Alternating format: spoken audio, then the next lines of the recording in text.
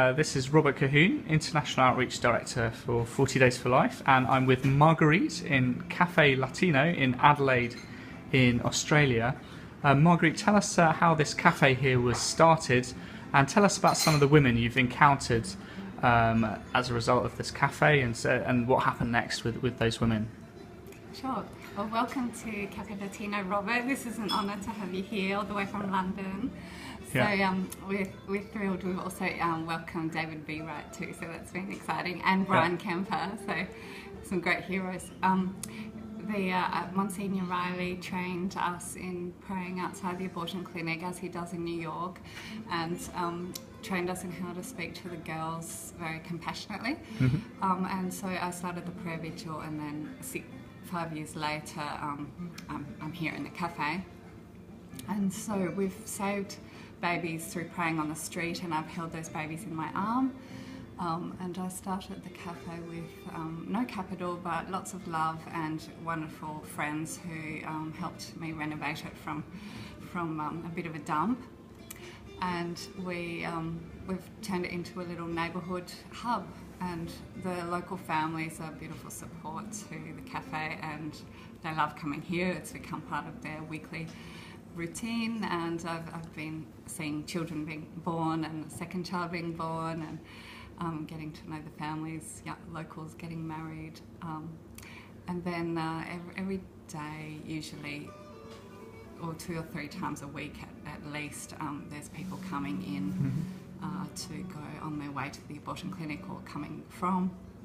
So we've chatted to a lot of girls over the 3 years since I've been open, and young men as well, who often the silent sufferers, and they don't often get a voice, and they might want to keep their baby, but they don't get the chance to do that. So Mario's been a great ear to some of these men, and there's usually the right person in the cafe who can chat to these people.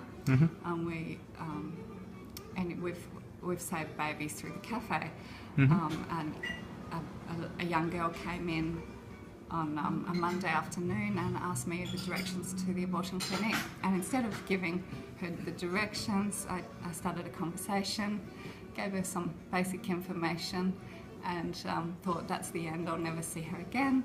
But an hour later she rang me and said she'd changed her mind. Wow. And we just had the baby's first birthday at the cafe recently, and that was pretty exciting.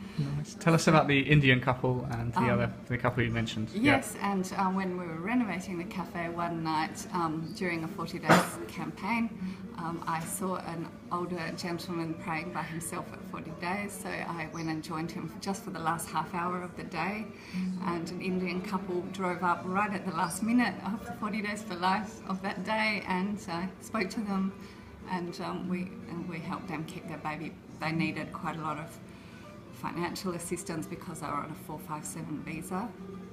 So that set the wheels in motion of getting mothers without Medicare set up. An excellent lady doctor in Adelaide set that up. So now we have a financial vehicle for supporting these couples who aren't able to financially pay for a hospital birth.